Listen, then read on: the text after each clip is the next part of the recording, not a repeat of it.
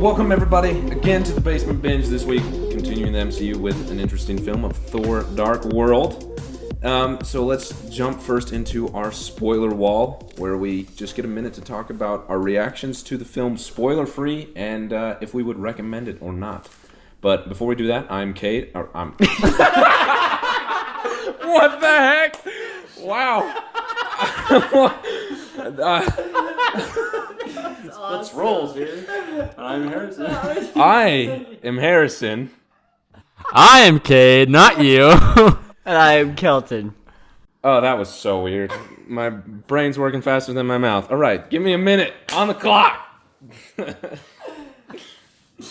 right, so for those who don't know, we each have a minute to kind of explain our initial thoughts of the movie without giving away any spoilers. And at the end, we will decide whether we would recommend watching this movie or we wouldn't. So. Okay, so we'll recommend it at the end. Sweet. Throw my minute up there, Harrison. I'm just kidding. All right, Kate, throw my minute up there. Your minute's going. Okay, Thor: Dark World. Spoiler for the rest of the podcast. I have not seen this movie before now. I'd never seen it before. And so I think a lot of my recommendations around any of the MCU movies are the connection that they have to the others and the impact that they have. So would I recommend this movie based off its connection to the other movies? No. I've seen all the other MCU movies and have lacked nothing by not seeing this movie. What happens in it is kind of spoiled later in the other movie, so it's not a huge deal. But did I enjoy it? Yeah, it was a ton of fun. It was way different than Thor 1. But also very similar. The acting was phenomenal. The music was fun. The villain's a little one-dimensional, but it's fun. The visual effects are fun. There's hilarious moments in it. The amount of humor that came out of this film I was not expecting. It's fun to enjoy. There's a few moments where you just kind of turn your head and you're like, I'll let it slide because it's not the greatest thing. But it's fun. It's fun to enjoy. So, wow, that was so scattered like my brain. Would I recommend it? Maybe. Depends on the person. Fair enough. Yeah, I have a hard time deciding beyond that. All right, Kate? All right, I'll do with my 1 minute. I say this is, if you want to really compare of how all these movies connect together, I say this one is one of the movies that disconnect the most. But that's okay because this movie is good on its own because it's separated from the rest of the Marvel movies, it can be able to stand on its own pretty well. It's a fun movie. If you love Thor, if you love just hilarious catchphrases and not as much banter as as you would compare Tony Stark having, it's a fun movie. I really enjoy it. I love Thor and any movie that he's in, so I recommend it. That's my recommendation. I will say, with the rating, it's not as PG-13 as you think it would be. There's violence and stuff, but I think it's pretty family friendly. So there's mine. All right. Sweet. Swag. All right, here is my minute. So, I saw this movie right when it came out, and even up until now, I've heard a lot of negativity about it, which to me, I'm actually pretty surprised about. This is a movie, it might just because it kind of plays off things I really enjoy. There's some really good highs and lows in this movie that I connect to very well. But I really do like this movie a lot. I would highly recommend this movie because it's, like Harrison and Cade said, it's very funny. And you could really get just caught up in the story, and you don't know what's coming. There's a lot of good twists that kind of keep you guessing what's going to happen. You go into the ending moments of the movie and you still have no idea what exactly is going to go down or how it's going to go down and stuff like that. But if you haven't seen this, I would highly recommend it. It's a fun watch, and I think it completes the MCU pretty well. Yeah, after listening to you guys, my thoughts were so disorganized. I'm just going to super briefly rephrase myself. I really enjoyed this movie. I agree with Kelton and Kate. It's hilarious. The emotional value in this is really good, and the character investment that you receive from it is great. And the story is, again, it has a lot of twists that I never saw coming. So it is definitely a film that I will take back. I would recommend this, one, because I think there's so much unnecessary hate towards it, and recommending it to people, I think, would help them to enjoy what it does have to give in its story and the enjoyment you get out of not knowing what's coming. So, holy smokes, I was disorganized. But if you like this disorganized conversation about the movie, go watch it. Sure thing, Kate. Come back and listen to our actual scheduled episode where we're going to dive into the fun parts about it, the meanings of it. We have a lot of great conversations about just pure movie enjoyment, but also the impact that films and movies have on our life. So yeah, subscribe, go watch the movie, and then come back and listen to the full episode with all the spoilers we could possibly give and the great meanings it has. We got some great things coming, so consider subscribing. Thanks for listening to our little spoiler wall. Yeah, there you go. Come back. All right.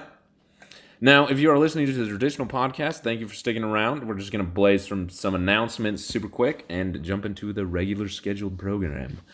So the first thing, announcements, we're going to keep pushing this, guys. We need your help on Kickstarter. We got our boy Andrew over there carrying the 1% on his back, and everyone else is slacking off, okay? Please, we need your help. We need better equipment, and I need an organized brain, but we would greatly appreciate if you could back us on Kickstarter.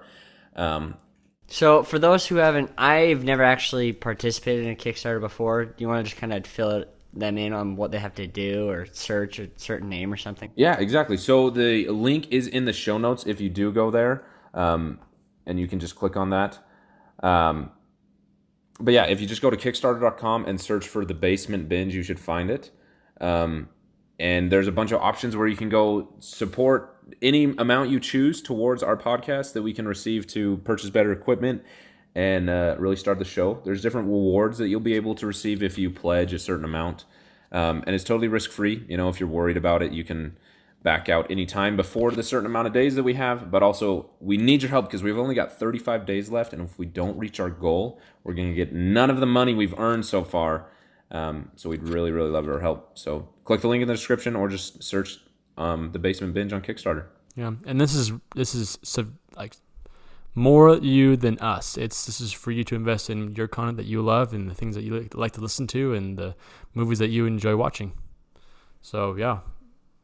And, you know, I remember a couple weeks ago we actually had some technical problems. And even, like, audio problems. Every once in a while we'll have a podcast where maybe one of the mics stops because we get to receive a phone call and we don't realize. And we record the whole podcast, like, without one of us having a mic. And so, like, things just, you know, minor things that could make it a little more difficult for us. So having better equipment would definitely help. I think, like Kate said, not only you guys, you would be able to get better quality of audio and stuff like that, but it would also make our lives a lot easier in terms of like editing and uploading the podcast. So, like they both said, anything really helps. Even if it's like $1, like, you know, it all helps. So, hook us up. Yes, thank you greatly. Other announcement: keep downloading the show. And in a decade. Oh yeah. So Kellen's reminding us, man, we are so disorganized. Let's get ourselves together here. So we have a great opportunity with a friend that reached out to us online to be a part of what's going to be called the Best of the Decade podcast. And this is with a podcast called the Contra Zoom Pod. Again, all that information we'll list it down in our show notes. But so he's got a podcast coming up at the end of the year where he's ranking and kind of talking about every single film from the last decade, which is a lot of movies. And Kate and I, or Harrison and I, however you want to say that, we were able to contribute to this. We had a lot of films that we wanted to talk about, and we got some pretty unique votes in there. So yeah, we'll link his channel down below and go subscribe there and wait for that podcast to come. I'm pretty excited for it. Yeah, and it should be coming out sometime the end of this year and sometime in December from what we understand from the information that we got from him. We had to go through the whole process that we contributed in this decade podcast that he's going to release later this year. He had us go through each decade, 2010, 2011, 2012, all the way through 2019 and rank the top 5 movies of that year and then compile that into a top 50. And so and with his list that he has created, Harrison and I have made that list with a couple of movies that are on that list, and we will give our snippet of why that movie deserves to be on that list. So look out for that, be on alert, and follow, what was his name? The Contra Zoom Pod. And thank you very much, Dakota, for involving in this. First off, congrats for heading such a huge project, and also thanks for involving us. Yeah, it's awesome to be part of the journey. It's really exciting. Yeah. So all those boring announcements out of the way, let it get into the actual show. So we always start off with our 2 cents, where we get 2 minutes of uninterrupted time to give our knee-jerk reactions and thoughts about the film. Follow that up with a little segment we call First Watch, this being a movie that I had never seen before today. And then Pick Your Poison, where we talk about our personal ranking, where we talk about how we would rate, our personal rating scale, how we would rate this movie. And then also, we forgot last week, I'm so sorry, but our MCU ranking, where we review the different rankings of all 23 films so far released in the Infinity Saga. Follow that up with binge points, the fun details to talk about and laugh over, leasts and likes, our least are things we don't do and don't like about the film, and then lastly, the most and best part, Fall In, where we talk about the meanings, messages, impacts, and have a really, as cheesy as this sounds, life-changing discussion between the three of us. So let's jump in here. All right. So I'll start us off with the 2 cents. Like Harrison said, it's just a little moment where you kind of talk about the movie. But, all right, we got my timer going. I can't say like I said, but I really, really enjoy this movie. If you listen to the spoiler wall section that we have in our podcast, I think this movie does a really good job of establishing its highs and lows, and especially the lows. I think the emotion shown right when Thor finds out Loki technically died, I guess, and then also when Frigga, his mom, dies, his reaction totally hit me. I almost cried when Frigga died, just because the way the music gets really loud and intense, and it kind of makes it seem, the way I would describe watching the movie, it seems like everything's on echo. Like it's almost like a slow motion, and you just hear the yells of no, and just the sadness, but that's all you hear. You kind of lose certain details, and it just kind of makes it seem like you're watching the movie through a scope. And I think it's really cool because it really pinpoints the sadness you feel in that scene. But I'm not going to get in too deep, but I really like that part of the movie, and that could be a reason why, just the whole movie in general. But this movie's hilarious. Loki is incredible. I love his performance in this entire movie. It was awesome, from being, him mourning, and then also him just being hilarious in the dialogue between him and Thor. But I thought it was very entertaining, all the fight scenes and stuff like that. I was definitely hooked in. The Dark Elves maybe didn't, it explained the history, but it didn't go into motives as much. I was still kind of questioning what exactly the Dark Elves were trying to do. Obviously, take over the universe and stuff like that. But it didn't really explain how the Ether was going to, help them do that, I guess. Maybe just destroy the world. I don't know. I was left a little confused. But other than that, I really, really actually did like this movie a lot. So I would recommend it a bunch.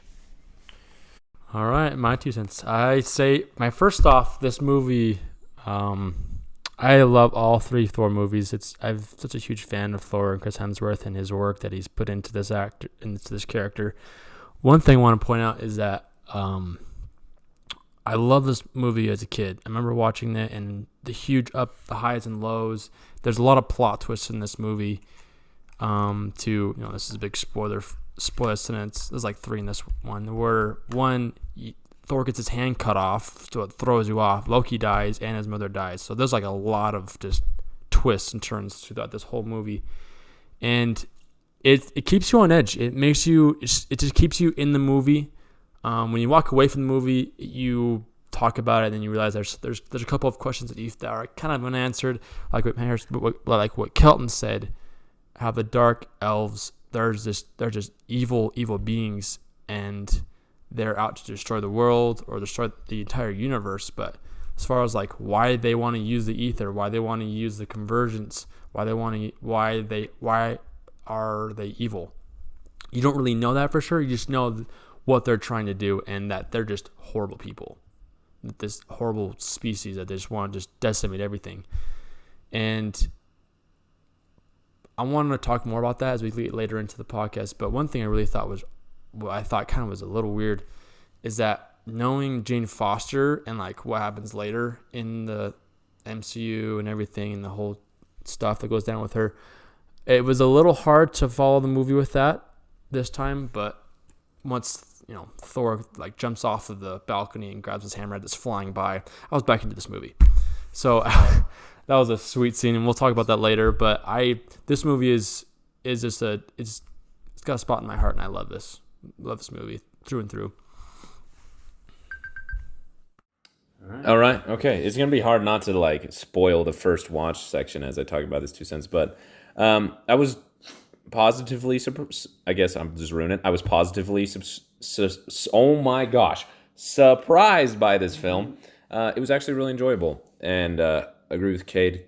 Chris Hemsworth really puts in a great work as Thor, but also Tom Hiddleston. He is amazing as Loki. Loki is so fun in this movie. It made me so excited for like the Disney Plus Loki series that's happening, because he's just a ton of fun in this movie, and it's like there's a whole side of him that I'd never seen before, having not seen this movie.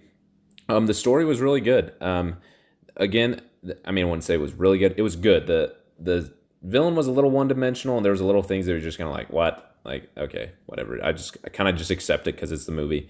But there, the twists and turns, the surprises, the conflicts, it was just things that I didn't expect to happen. I didn't expect to see a conflict between Odin and Thor, and the way that happened and played out was really neat to watch. I liked that it was something different. It wasn't.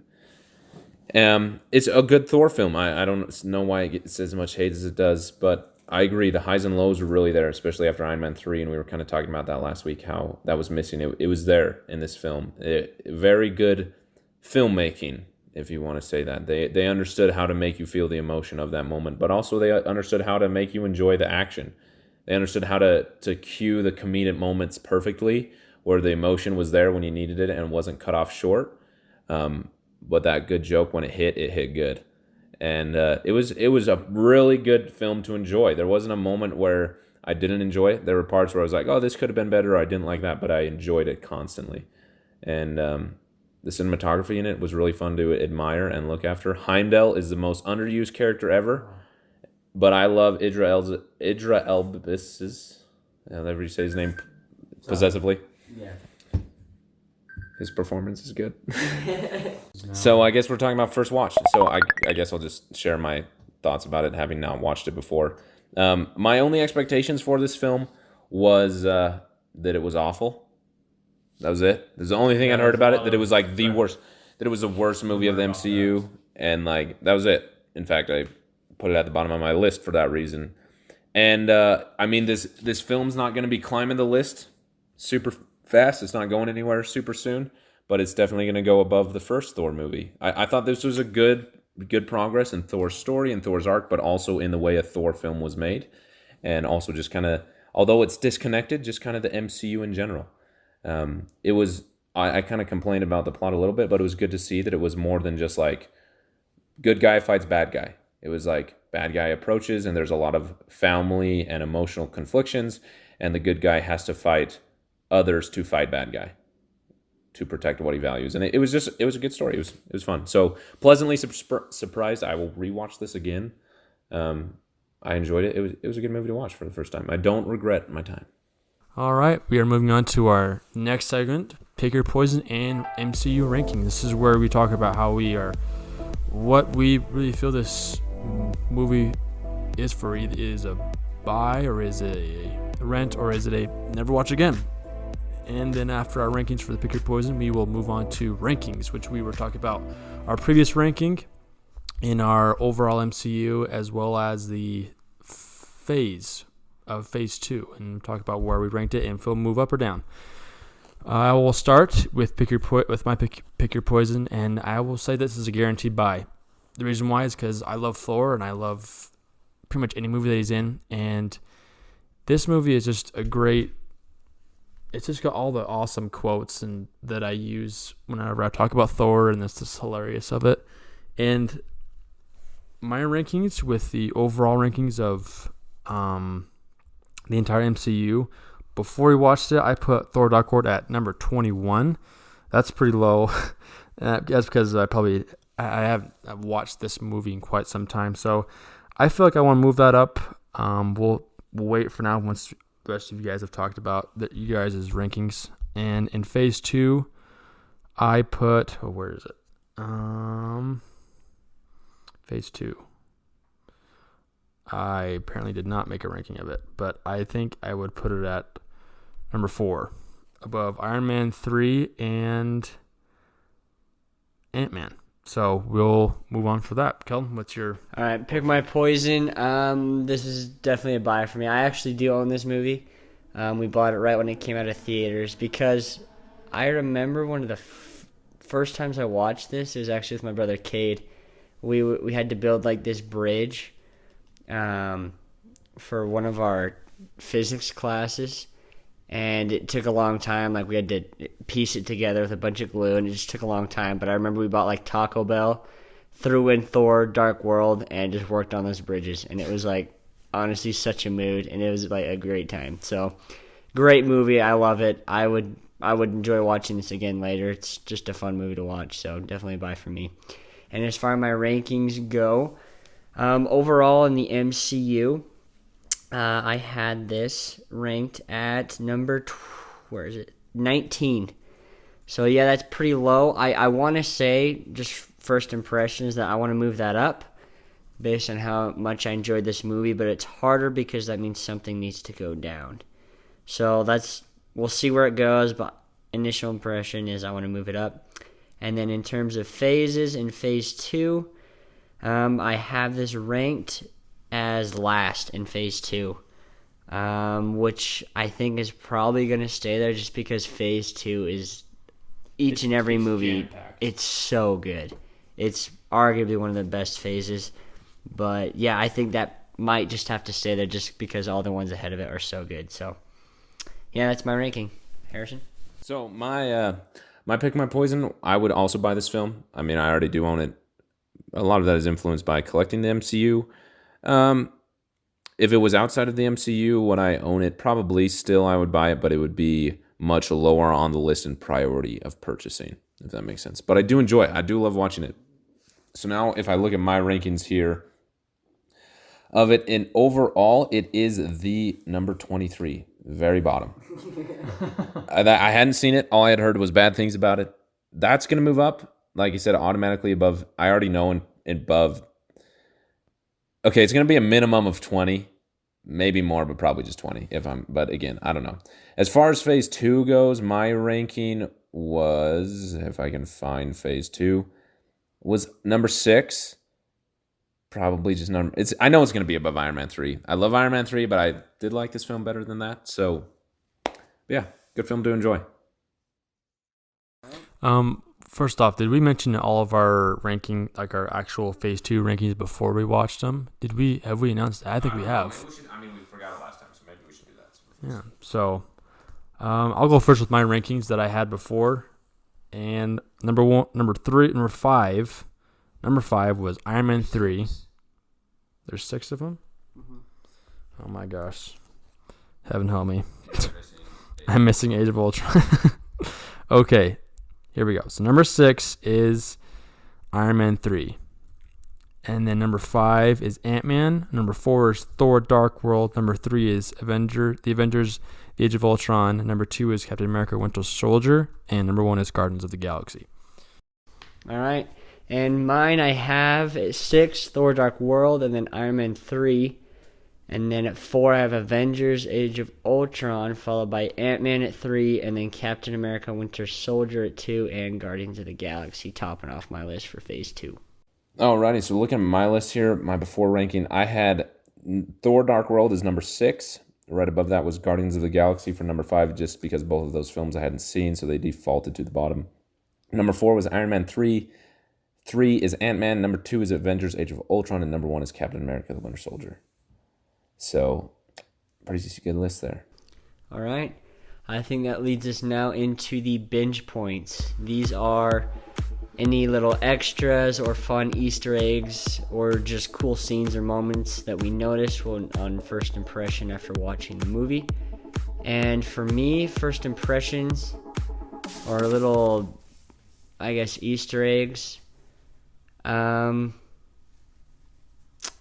I don't know if anything stood out to me in that kind of way. I think the way I watch this movie is probably pretty superficial. I'm not digging or trying to look for cool meanings or messages. And I know it did a couple in reference to like the ancient, the dark elves and whatever the other realms and stuff like that. But yeah, actually, I think I'm gonna keep it with that. I don't think I have any binge points.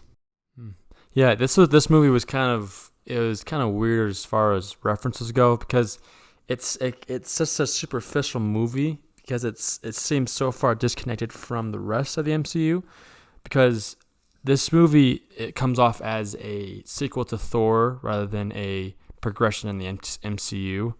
Now, there are references to previous movies. I noticed that they mentioned, Thor with the ice giant monster. And Captain America. That Were little they? Loki Oh, yeah. was hilarious. That was a great reference. All right. That was absolutely hilarious when Loki's just shifting through characters and making fun of Thor. Then he's just totally roasting Captain America. That was just absolutely fantastic.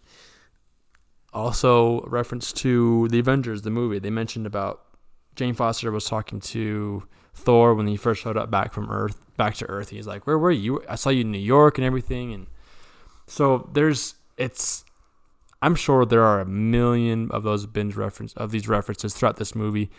I didn't really feel I was really looking out for those references in this movie, because if you really want to dive into references in this movie, I feel like you really have to dig a little deep for it, as far as like what the Dark Elves were and the references to like the Cursed and their ships, and as well as like the Malekith and the whole war behind that.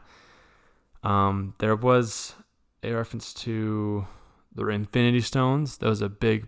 I think what was really interesting was that when Thor destroyed Ether, it was all that it's like this weird Kool-Aid looking thing coming out of Jane Foster, right? And and then Thor destroys it. And when it's supposedly, you think he destroys it. And when it comes together, it's like these shards of a stone. Yeah. I thought that was interesting, instead of being like this. And we know from like later on in Infinity War and Endgame, it actually is a stone, so they like get it to stay in that form thingy, in like rock form, I guess. But yeah, it's kind of weird. We don't really know a whole lot about the ether and like why the Dark Elves are so like tied to it, and how it makes like Malekith like so strong, and I don't know. But my first thought is that throughout the movie, I was wanting to see if they would reference ether as the reality stone, but it never made that connection. It mentioned that it distorts reality because it's between worlds and stuff. And I think the only reference they made toward it being an infinity stone is when Thor does attempt to destroy it. It's like in these shards. So it's potentially a stone. And like its true form is a stone, but it can change reality. That's what the power is of this infinity stone. So it can be whatever form it wants to be.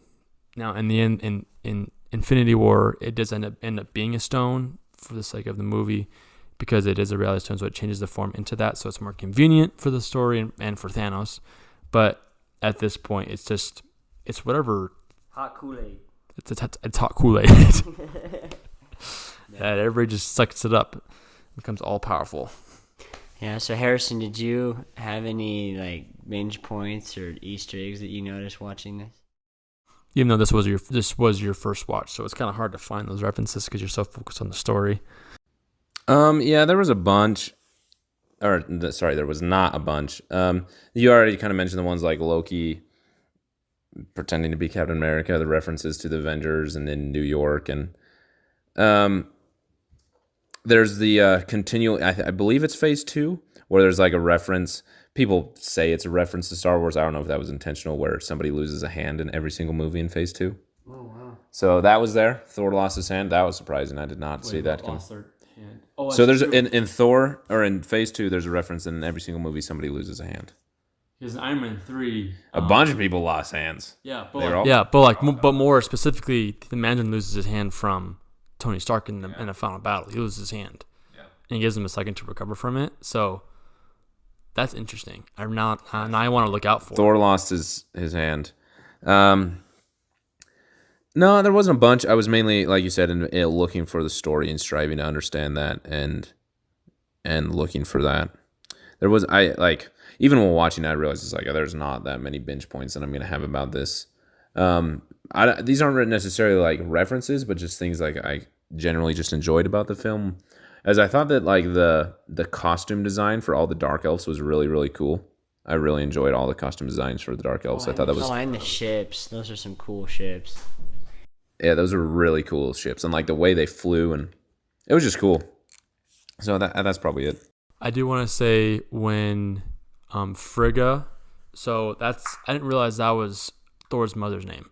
But two, when she tricks Malekith that Jane Foster is there and she turns out to be an illusion, is one, Loki learned his tricks from his mother, like his illusions and stuff. Two, Malekith turns around and calls Frigga a witch, which technically that is true. That's not necessarily an insult because Frigga was raised by witches, so she understands magic. Yeah.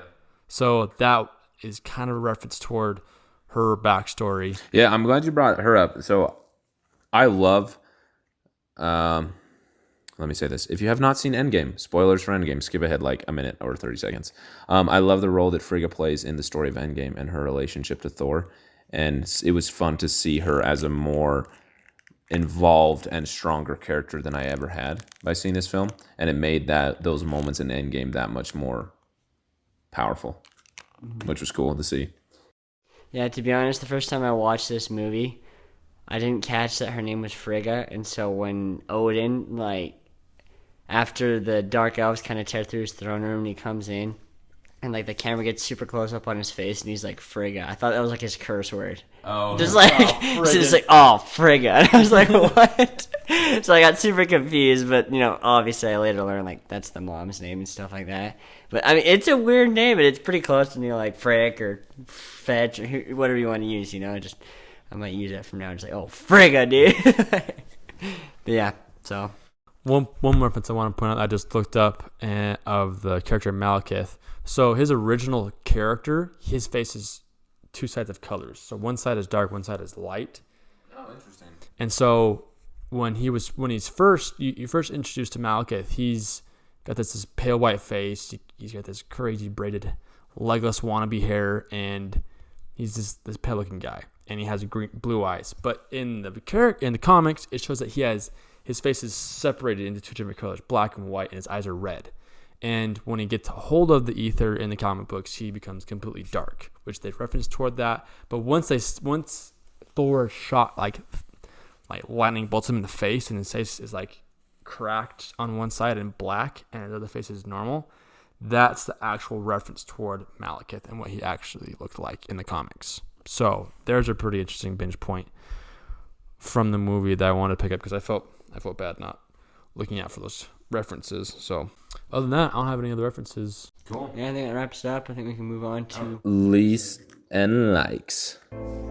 So these are things that we do or do not like about the film. Favorite moments, least favorite moments, scenes, lines, whatever. We'll start with our least things that we did not like. And the first one is that when Thor is fighting, what were they called? The dude, the freaking giant dude who breaks out of the prison. Looks like Korg almost. No, not the rock guy. The guy who worked with the dark elves. That broke out of prison. That broke out of the curse. That's what they were called. I can't remember. When he's fighting the cursed, right before Loki dies, the dude's standing on top of him, just pounding his face in, and he stands up and he has one scrape above his eye. I was like, oh, come on, that bothered me so much. So probably just that. I don't think that there's any other particular. I mean, Heimdall was really underused. That was another thing that I disliked about it. Yeah, I hated that scene when he's just pounding Thor in, and then he stands up and he has one scrape. All right, yeah, I want to go next because I have a couple. Actually, only just two. But the one big one I really didn't like is once the cursed breaks out of his prison, which is way too easy. He just smashes the dude's face in it and then punches it. And it's just this prison I'm sure is meant to hold some pretty dang strong like enemies. You know, it's Asgardian prison. It's got to be strong, right? I mean, and it's holding low key. Like, Yeah, like what the heck? And then as soon as the curse gets out, he just walks up to the others, pow. It's like high and then five, like the high other, five, and high then five. all the other like prisons are open, all the bad guys get out. It's like, are you kidding me? Like that's all it takes is one little like high five wimpy punch and the wall just goes down. Like that part I really didn't understand at all.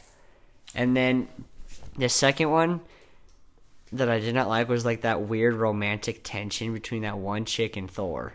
Like the Asgardian girl. Because it's not referenced. Sif? Yeah, Sif.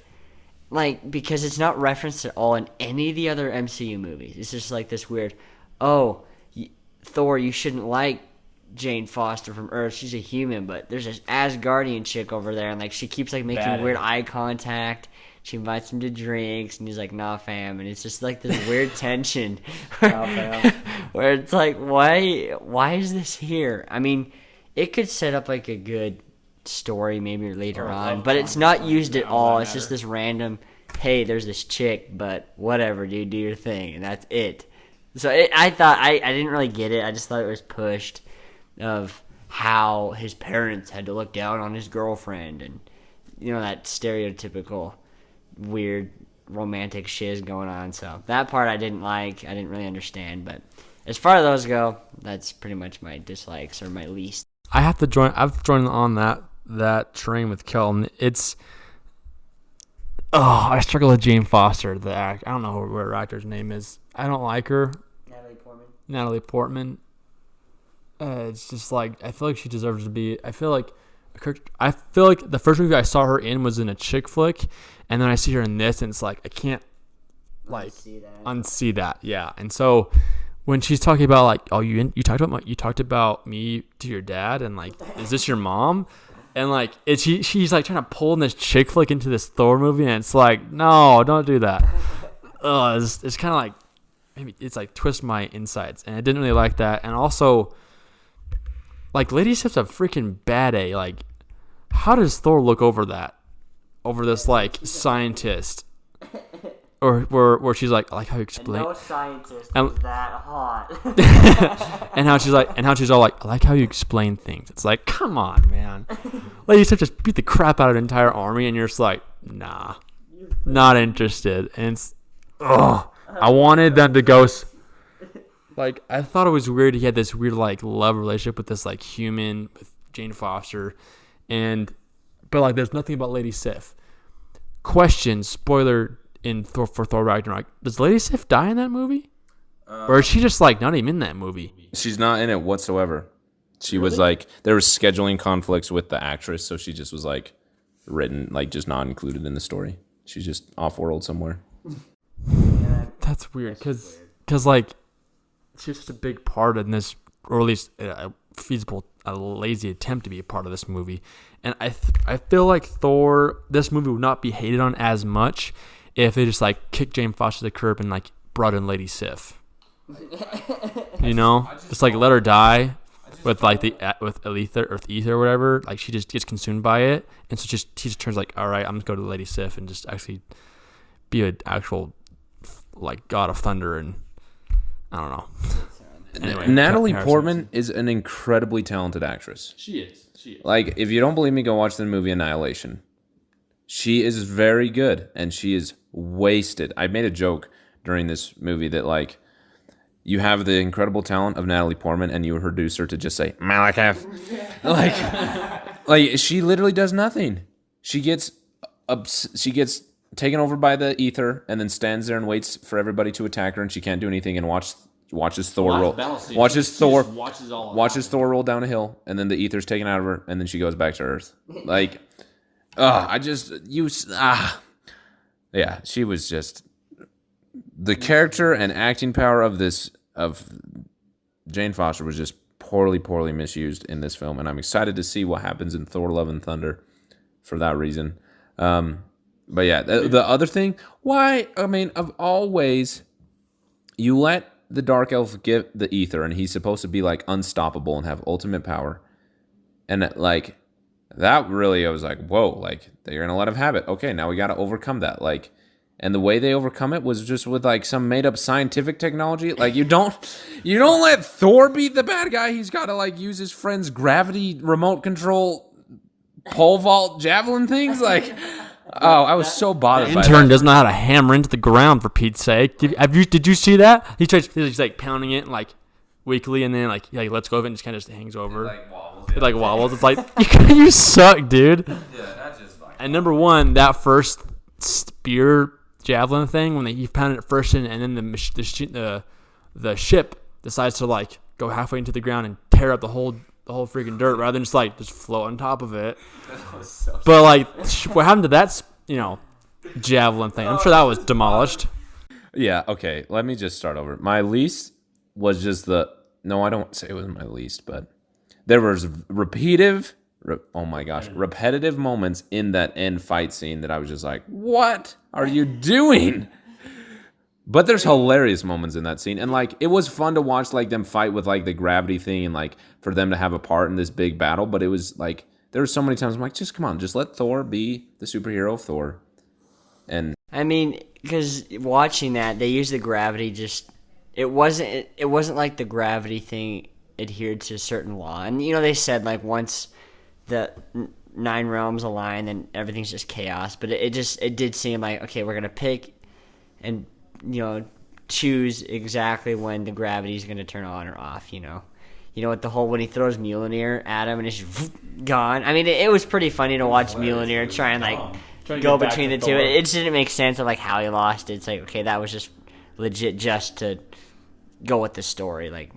That was just literally to have Mjolnir fly up against a building and rip all the glass out. Like, that was hilarious to watch, but like, try to go out of the atmosphere like in a ball of fire, just like it was just like.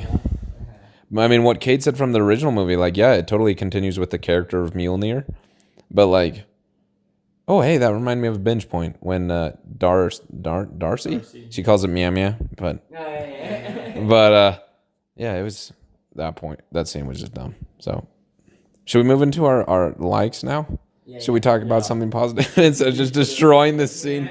Destroying this movie. Okay. My favorite scene is sorry, I was deciding, but I'm picking one. My favorite scene was when after Frigga dies and after she dies and Thor goes to the whole like montage like conversation they were having around the table, like planning how they were going to escape off, like cut to them actually doing it, was really fun to watch. I really like that scene. You guys know what I'm talking about, where they're sitting around the table and then like they have the plan and they're doing all that. But the one part that I really, really loved is when Thor goes to see Loki and Loki's in his cell and Thor's like, no more tricks or no more illusions or something like that. And Loki like takes the magic away and his cell is destroyed and he's sitting there and you can tell he's really like he's mourning over his mom. I really, and like the tension that's between Thor and Loki and how they're learning how to trust each other in that moment, or not trust each other, but accept one another, accept what has happened. They're now comrades. Yeah, I just really appreciated that scene. I'm still processing what it means to me, but I really love that. I wanted a little bit more out of it, but that was probably my favorite part. Just that moment when like the illusion faded and it saw Loki sitting there, I was like, whoa, like, wow, good for them. Good for them being the people who made the movie. Favorite scene, that moment where he just throws off his robe and jumps off the balcony and Mjolnir comes flying over and he just grabs it and keeps flying. That scene was like, that was dope. That was really dope. And then the scene, okay, I have one more least, and I'll move on. But the point whenever Thor jumps with his hammer, and it's like, he jumps in the air and he's like holding it. And it's like this awkward little like, oh, and then he hits the ground and it's like, it's cool again. But it's like, I wish they did something more with that. But it's whenever Thor throws his hammer, it's just like the best thing when he throws it and stuff. And that scene where they now become friends, Loki and Thor become comrades, have to work together. And Loki's kind of left in the dark about the plan, so he doesn't ruin it. But it's just their banter. That whole scene is just so funny. And then at the very end, they go through the portal of some sort, and they pop out, and Loki's like, ta-da. So funny. That was my favorite part. Okay, rephrase. My other favorite scene is anything with Loki. Yeah. I just love him. Oh, okay. I want to add my other favorite scene. Man, I'm just going to keep going. But that at the end, when Thor rejects to be king, and Thor thinks he's talking to Odin, and he's mourning for his brother Loki, but also choosing not to be king. And I love what he said. He's like, I'd rather be a good man than a great king. Because in that moment and seeing his dad or the Allfather choose to sacrifice every Asgardian, he like realized the brutality that comes with being a great king. And I just love that moment. And Thor was so sincere about his love and appreciation and honor that he had for Loki. And he's talking to Loki. And the way Loki in that moment responds is so Odin-like and so good. And I'm getting a little bit into Fall In here, but I was just really impressed with that scene, the way it was handled, that it's actually Loki pretending to be Odin and doing a really good job being Odin. But you can tell that there's a little bit of an impact to things that Thor says about Loki. You can tell it kind of, the way he responds is like, oh, like, you think I have honor? You think that I don't know. I just like that scene. There's a point that was interesting is that going on that specific scene when Thor offers up his hammer, and Loki as Odin says it belongs to you. If he didn't say that, he wouldn't be able to pick up the hammer. So then it's like, oh, hold on, and it would have given away his whole disguise. So he had to say it belongs to you because it's Loki. He's not worthy of the hammer. So it would blow his whole cover. It's true. I didn't think about that. That was just really, really well done. All right. So my favorite scene, I say I have obvious favorite and then like an honorable mention. So my obvious favorite is, I mentioned this earlier, right when Frigga dies and Thor's reaction. Like, I was really close to crying because it just hit me. Just the way they set it up with the dramatic music and the intense, and it shows the emotion in Thor's face and kind of the shock that when it hits Odin that he realized his wife just died. It was just awesome, and I think it showed the relationship that Thor had with his mom and just how intense and destructive Thor became once he realized like someone killed his mom. Because I relate to that because like I feel like I'm also very protective and loyal to my mom. I may like be an idiot sometimes and act stupid and stuff, but I feel like the moment like someone insults my mom or does something they shouldn't, I feel the same like rage that, you know, the righteous rage that Thor gets when he sees his mom like get killed.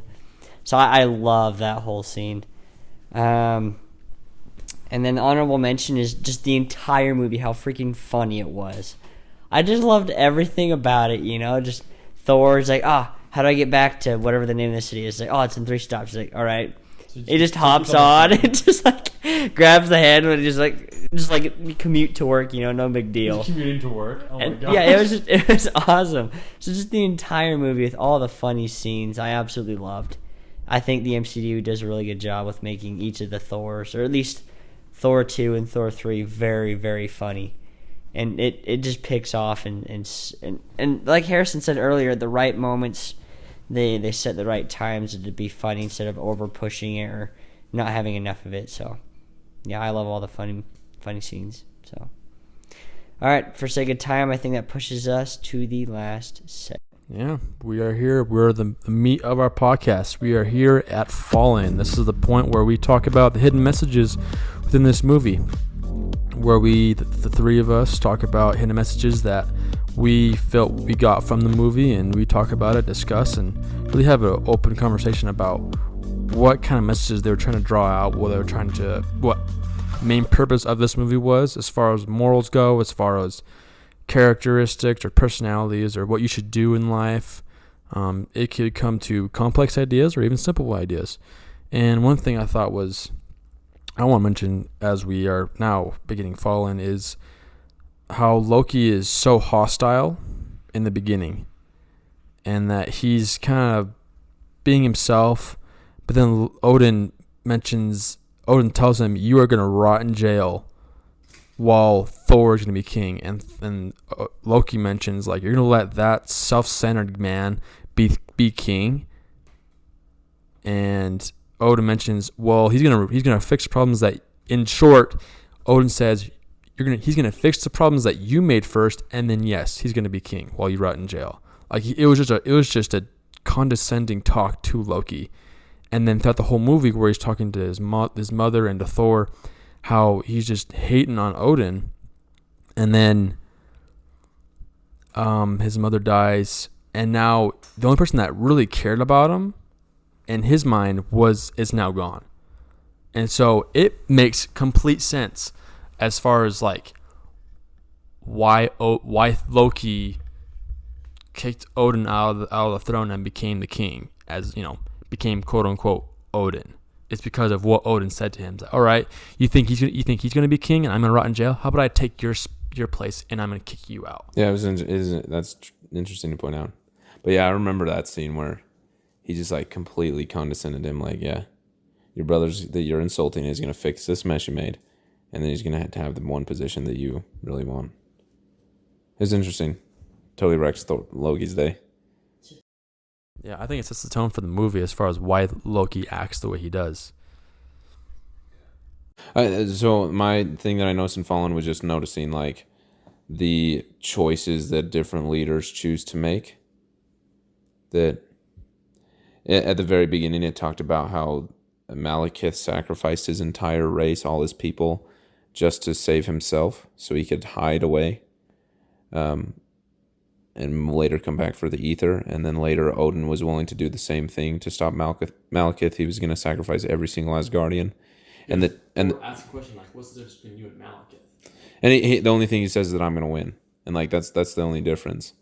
And I respected Odin for recognizing and understanding and acknowledging his flaw in that moment, or maybe not recognizing but acknowledging, and the choice that Thor chose to make instead, being willing to commit treason to kind of do what was right. The greater good, being willing to sacrifice himself once again for the people. And you could tell that it was more than just for Jane Foster. He wasn't just doing it for his squeeze. He was doing it for something much bigger than himself. His squeeze. Yeah. Yeah, So my thing that just barely popped into my head that I totally agree with like everything you guys have said, and I like the quote like that you mentioned. Harrison was like, "I'd rather be a good man than a great king."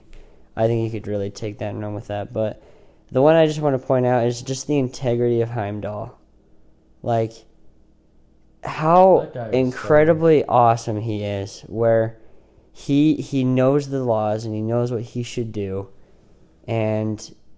but he also has like his own personal conscience and like more morals and stuff like that. And when he begins to realize that he can no longer function as his duties require of him, he like removes himself from the situation. Yeah. He calls down, Odin. He's like, I'm here to talk to you about treason. He's like, of who? He's like, of me. It's like, I'm committing treason. Like that, you think about it, I feel like no one would ever do that. No, like no one would help the people commit treason knowing that it's the better cause and then turn himself in. Yeah, before you even like technically commit treason. You're just saying, oh, me, like I'm turning myself in. That just made me think of just how much integrity and like how good of a person Heimdall is. And I think sometimes like in today's society, like we'll lie just to like protect someone's feelings. And sometimes that's needed. I'm not saying it's like you should, if you really think someone's a jerk, you should just tell them straight to their face. But like, just being like sticking to you. What I want to pull from this is how even though Heimdall had like everything to lose from him turning himself in, he still did it because he believed what Thor was doing was the right choice to make in terms of, I guess, helping all of the Asgardians or, defeat the evil and stuff like that.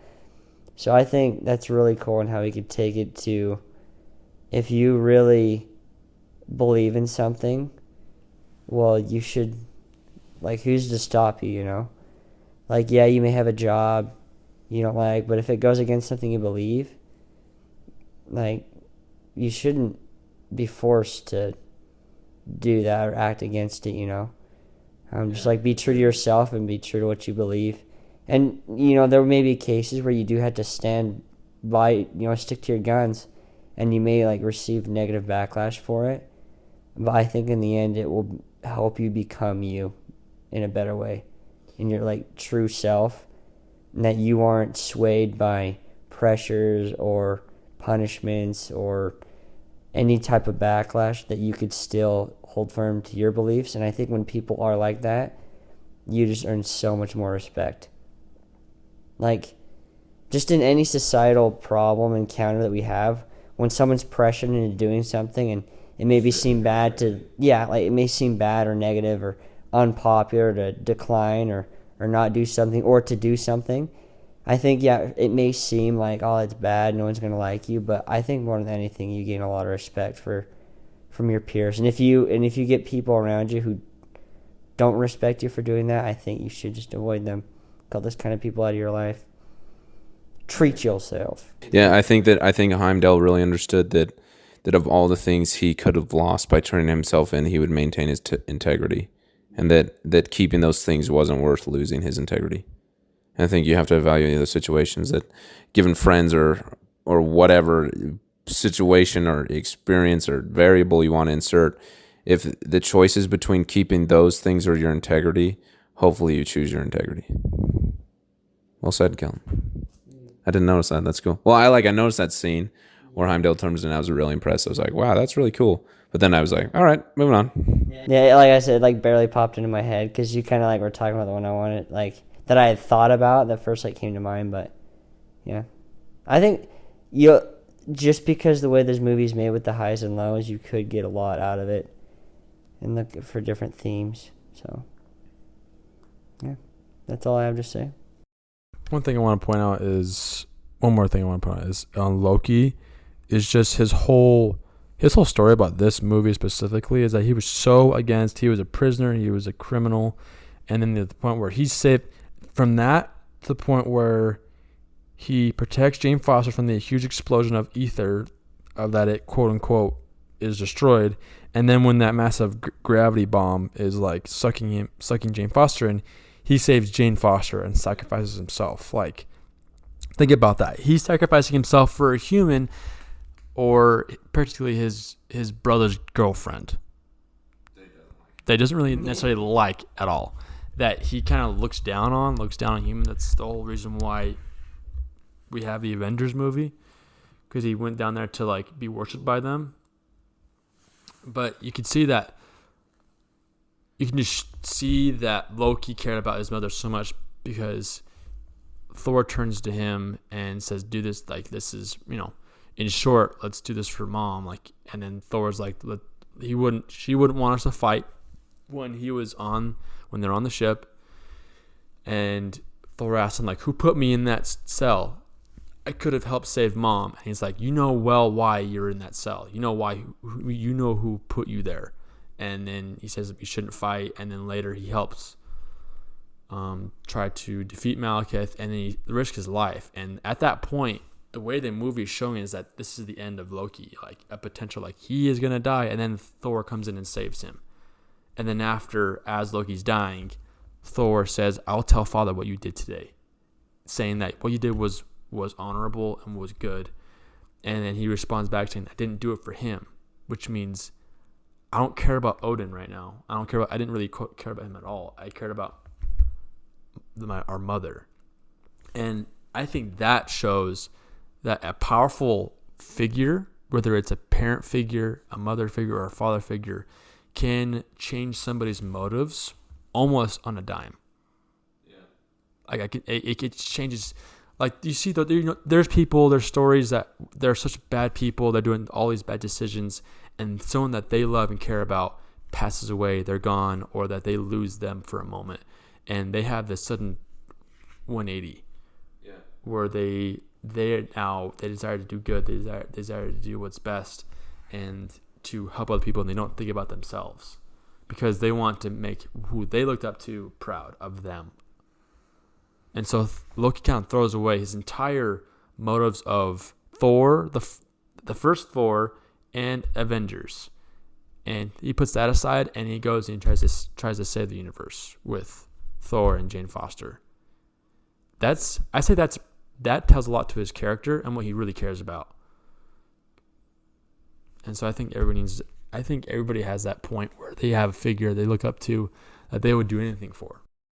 Yeah, I also think I agree with what you're saying, but I also, when you were talking about that scene, it helped me realize that like I think this movie does a lot to build on the character of Loki and like the goodness that he has with him. I think naturally, instinctually, he's a good person. I think that in a given moment where he could have saved Jane Foster, instinctually he reacted and saved her. But with the complex and difficult and deceptive and just growing up and time that he had, I don't know. Loki's got a hard life, and I think it just shows that the difficulties. I don't think it's Loki's evil. I think he's a really great person, and he's had a lot of difficulties that have led him to become evil. And there's more on that character development that comes later in the movies. But I'm interested to see what they do with the Disney Plus show. But yeah, I think it shows the goodness within him and his willingness to respect and love his mother. So maybe for sake of time, we'll wrap it up there. How's that sound? I apologize, everybody. We've been having some severe technical difficulties. I'm sorry that my personal audio probably does not sound good. Our microphone just quit. Whatever. But anyway, excuses. So thanks for listening. If you are not subscribed, please consider subscribing. We got some great things coming. Finishing up the MCU Phase 2, Phase 3 coming. And the break, little teaser here that we're going to take between 2 and 3. We're going to be doing some Star Wars episodes in anticipation for the Rise of Skywalker. Episode 9. Yeah, I'm excited about that. Whether you love the movies or don't, I'm excited for the conversations we're going to be able to have. We're going to have my brother come join us as a guest, the Star Wars guru and lover that he is. So it's going to be a ton of fun. But next week is the total bomb of a movie, Captain America: The Winter Soldier. So I'm excited to watch that movie. No, this is on the top of our Phase 2 lists, and this is very near the top of all of our list all time. So this is gonna be a big movie. Watch out for that. Look at it. Let's just hint at this, okay? So we got our average, between all of us. Captain America: The Winter Soldier is number 2. For Kelton, Winter Soldier is 6, so top 10. For Cade, Winter Soldier is 3. And for myself, Winter Soldier is number 1. So this is a good movie we're about to watch. So subscribe and check out that next week. But thanks for listening, guys. We do, baby. Peace out, home dogs. Ciao, ciao.